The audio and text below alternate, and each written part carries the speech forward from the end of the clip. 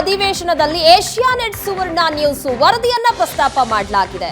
ಕಲಾಪದಲ್ಲಿ ಕಳಪೆ ತೊಗರಿ ಬಿತ್ತನೆ ಬೀಜದ ಬಗ್ಗೆ ಚರ್ಚೆ ಆಗಿದೆ. ಈ ಬಗ್ಗೆ ಏಷ್ಯಾನೆಟ್ ಸುವರ್ಣ ನ್ಯೂಸ್ ವರದಿ ಮಾಡಿತ್ತು. ಉತ್ತರ ಸಮಾಚಾರದಲ್ಲೇ ಈ ಬಗ್ಗೆ ವರದಿಯನ್ನ ಪ್ರಸಾರ ಮಾಡಲಾಗಿತ್ತು. ಕೃಷಿ ಇಲಾಖೆಯಿಂದ ಹಂಚಿಕೆಯಾಗಿದ್ದಂತಹ ಬೀಜ ಕಳಪೆಯಾಗಿತ್ತು. ಇದರ ಬಗ್ಗೆ ನಾವು ವರದಿ ಪ್ರಸಾರ ಮಾಡಿದ್ವಿ. ಅಧಿವೇಶನದಲ್ಲಿ ಶಾಸಕ ಯಶವಂತಗೌಡ ಈ ಬಗ್ಗೆ ಪ್ರಸ್ತಾಪ ಮಾಡಿದ್ದಾರೆ. ರಾಜ್ಯದ 5.34 ಸಾವಿರ ಹೆಕ್ಟೇರ್ನಲ್ಲಿ ತೊಗರಿ ಬಿತ್ತನೆ ಆಗಿದೆ. ಮಳೆ ಕೊರತೆ ಫಸಲು ಬಂದಿಲ್ಲವೆಂದು ವರದಿಯನ್ನ ನೀಡಲಾಗಿದೆ. ನಷ್ಟಕ್ಕೊಳಗಾದ ರೈತರ ನೆರವಿಗೆ ಸರ್ಕಾರ ನಿಲ್ಲಬೇಕು ಅಂತ ಕೇಳಿದ್ದಾರೆ. ಕೃಷಿ ಕಂದಾಯ ಸಚಿವರು ತನಿಖೆಯನ್ನ ನಡೆಸಬೇಕು. ಈ ಬಗ್ಗೆ ರೈತರ ಪರ ಸರ್ಕಾರಕ್ಕೆ ಮನವಿ ಮಾಡಿಕೊಂಡಿದ್ದಾರೆ. ಈ ರೀತಿಯಾಗಿ ಇಂಡಿ ಶಾಸಕ ಬಹಳ ಚೆನ್ನಾಗಿ ಮಳೆಯಾಗಿದೆ ಅಂತ ಹೇಳಿ ನಾವೆಲ್ಲ ಭಾವಿಸಿದ್ವಿ. ಖರೀಫ್ನಲ್ಲಿ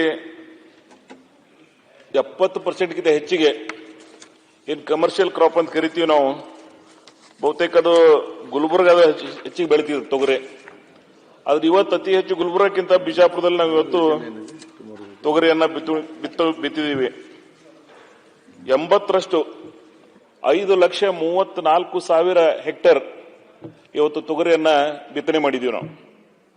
ಆದ್ರೆ ಸುದೈವಶಾತ್ ಆ ತೊಗರಿ ಗಿಡಗಳನ್ನ ನಾವೆಲ್ಲ ನೋಡಿದೀವಿ ಅಂದ್ರೆ ಬಹುತೇಕ ಈ ವರ್ಷ ನಮ್ಮ ರೈತರ ಸಾಲಗಳನ್ನ ಹೋಗಿ ಸಮೃದ್ಧಿಯಿಂದ ಇರ್ತಾರಂತೇಳಿ ನಾವೆಲ್ಲ ಭಾವಿಸಿದೀವಿ.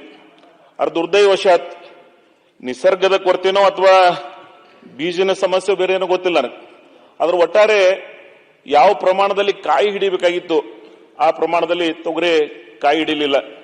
ಈ 5,34,000ದಲ್ಲಿ 1,21,000 ಇಂಡಿ, ಎರಡನೇದು ಸಿಂದಗಿ, ಮುದ್ದೇಬೇಳ, ಬಿಜಾಪುರ ಮತ್ತು ಬಾಗೇವಾಡಿ. ಈ ಖರೀಫ್ ಬೆಳೆಗೆ ಏನು ಹಾನಿ ಆಗ್ತಾ ಇದೆ, ಇವ್ರ ಸಹಾಯಕ್ಕೆ ಸರ್ಕಾರ ಬರಬೇಕಂತ ಹೇಳಿ ನಾನು ಮಾನ್ಯ ಸಚಿವರಲ್ಲಿ ಮನವಿಯನ್ನು ಮಾಡಿದ್ದೀನಿ.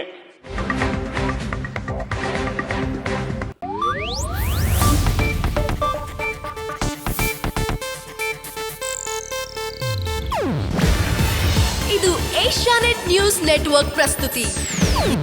ನೀವು ನೋಡ್ತಿದ್ದೀರಾ ಏಷ್ಯಾನೆಟ್ ಸುವರ್ಣ ನ್ಯೂಸ್.